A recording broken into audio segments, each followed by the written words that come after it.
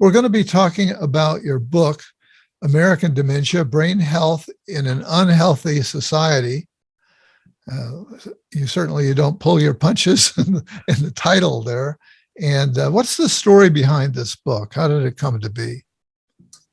Yeah, so we didn't pull up punches in the first book we wrote too, which was called The Myth of Alzheimer's, a similarly provocative title. We wrote that in 2008, and that connects to the story of this book too. So we, of course, all remember in the wake of 2008, the election that we had, then the Great Recession that followed that. And it felt like a lot in our lives became political, and that was just the water that we all swam in. It was kind of impossible to ignore income inequity, wealth inequality, those sorts of things in the culture. And so, Peter and I were thinking about writing a second book, and this goes back to November of 2016 when we had another fairly large election in this country.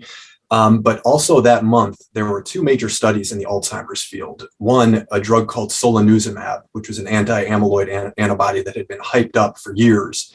It failed in its phase 3 trial, as so many other drugs have.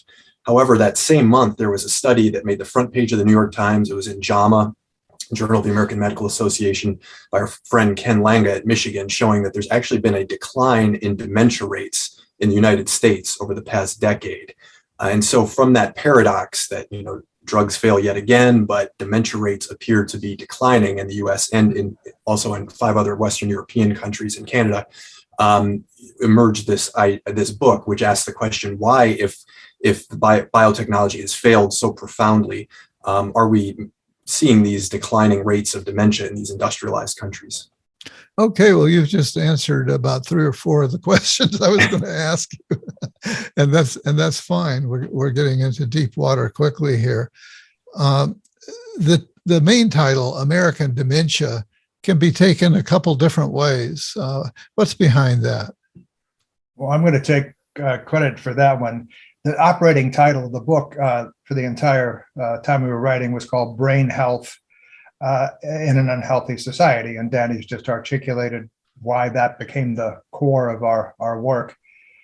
People said, well, you need a pithy beginning. You need a couple of words title to start off with. And I had been promoting American Dementia for exactly the reason that you said, David. It has multiple meanings. It could just refer to the clinical picture that America has, but it doesn't. It refers to what we call a cultural dementia. That is to say that if you ask what is a clinical dementia, and I'm the clinician of the two, it's somebody who has some cognitive challenges, some memory problems, who can't perform well in daily life.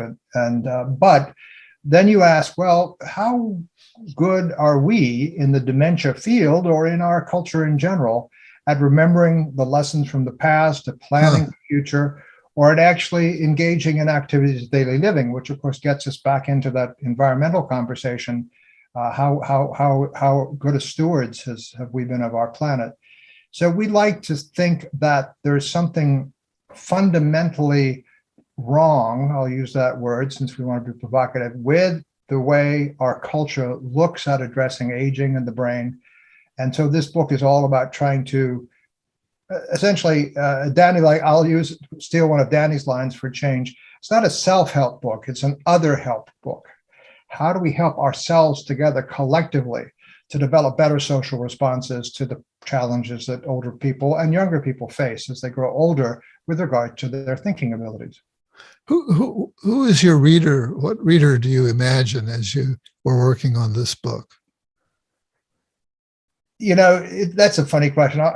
Dan, let's both answer that one, because it's always the intelligent lay person, right? But I think in our case, we're trying to inspire citizenship. We're trying to have people who are interested not only in their brains and their own aging process, but where we are as a civilization and what we need to do to transform it. So I'm going to say our reader is somebody who's just primed to take a deeper look at some of these issues we've been getting very superficial stories to and doing something about it.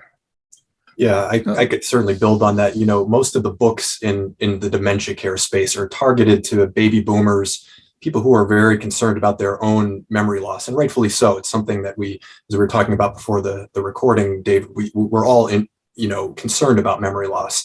But those books tend to promise people a solution or a cure that can be undertaken through a better diet or self-care, or consuming different digital gadgets or whatnot. And so, Peter and I are very skeptical of those sorts of over-promising narratives. And so, as he's already laid out nicely, this book challenges people to think about how we can reorganize the culture to maximize brain health for the most number of people possible. That is the lesson that we have forgotten from the 20th century, and which we're hoping a sort of intelligent lay reader is interested in and can sort of carry forward.